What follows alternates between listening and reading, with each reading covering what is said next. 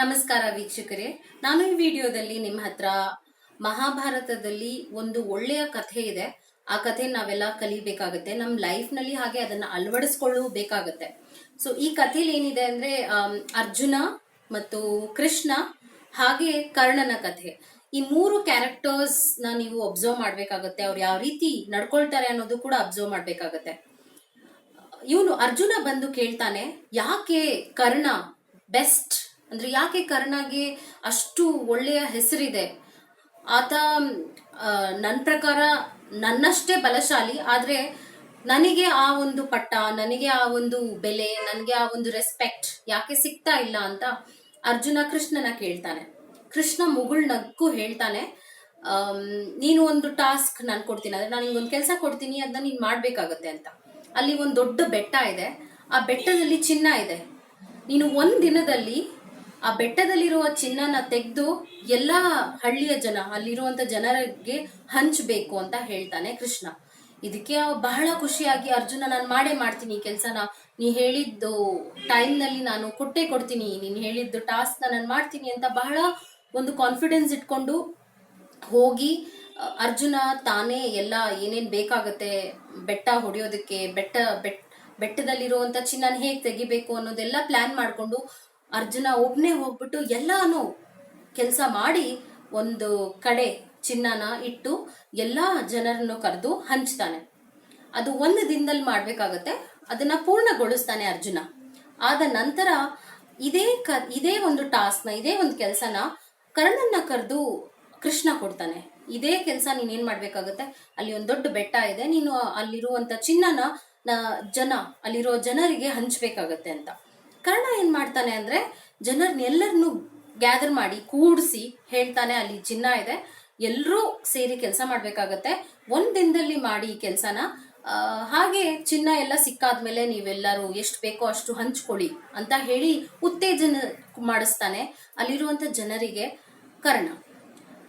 ಹಾಗೆ ಏನ್ ಟಾಸ್ಕ್ ಇದೆ ಬೇಗನೆ ಆಗುತ್ತೆ, ಯಾಕಂದ್ರೆ ಜನರು ಎಲ್ಲರೂ ಒಬ್ನೇ ಮಾಡ್ತಾ ಇರಲ್ಲ ಇಲ್ಲಿ ಕರ್ಣ, ಎಲ್ರ ಕೈಲೂ ಮಾಡಿಸ್ತಾ ಇರೋದ್ರಿಂದ ಬೇಗ ಕೆಲಸ ಆಗತ್ತೆ.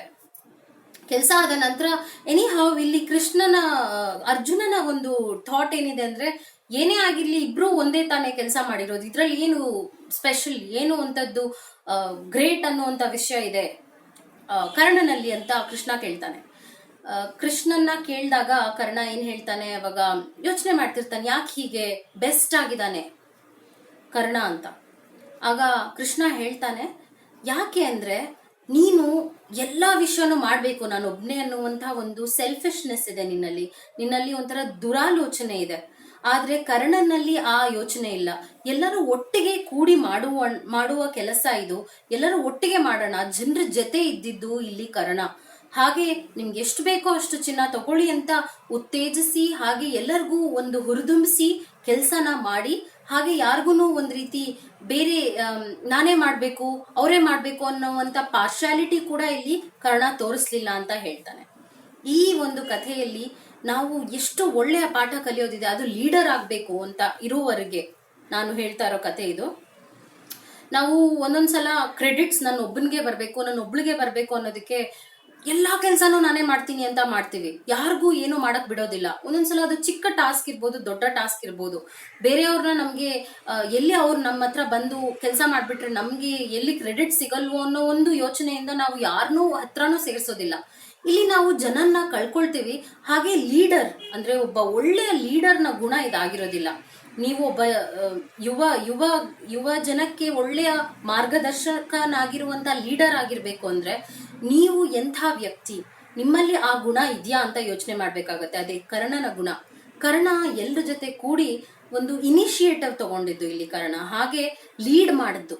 ಇಲ್ಲಿ ಯಾರಿಗೂ ಏನೂ ಮಾಡ್ಲಿಲ್ಲ, ಯಾರಿಗೂ ಏನೋ ನೀನ್ ಹೀಗೆ ಮಾಡು ಹಾಗೆ ಮಾಡು ಅಂತ ಆರ್ಡರ್ ಮಾಡ್ಲಿಲ್ಲ. ಸೊ ಲೀಡರ್ ಅಂತವನು ಹೀಗೆ ಇರ್ಬೇಕಾಗತ್ತೆ. ಇದು ಒಳ್ಳೆಯ ಎಕ್ಸಾಂಪಲ್ ಲೀಡರ್ಗೆ ಕರ್ಣನಲ್ಲಿರುವಂತ ಒಂದು ಗುಣ. ನಾವು ಇದನ್ನ ಅಳವಡಿಸ್ಕೋಬೇಕಾಗತ್ತೆ, ಯಾಕಂದ್ರೆ ನಾವು ಒಂದಲ್ಲ ಒಂದು ದಿನ ನಾವು ಒಬ್ಬ ಲೀಡರ್ ಆಗೇ ಆಗ್ತೀವಿ ಲೈಫ್ ನಲ್ಲಿ. ಆ ಲೀಡರ್ ಆಗೋಕ್ಕೋಸ್ಕರ ನಾವು ಈ ಒಂದು ಗುಣನ ಇಟ್ಕೊಳ್ಳೇಬೇಕು ನಮ್ಮ ಲೈಫ್ ನಲ್ಲಿ.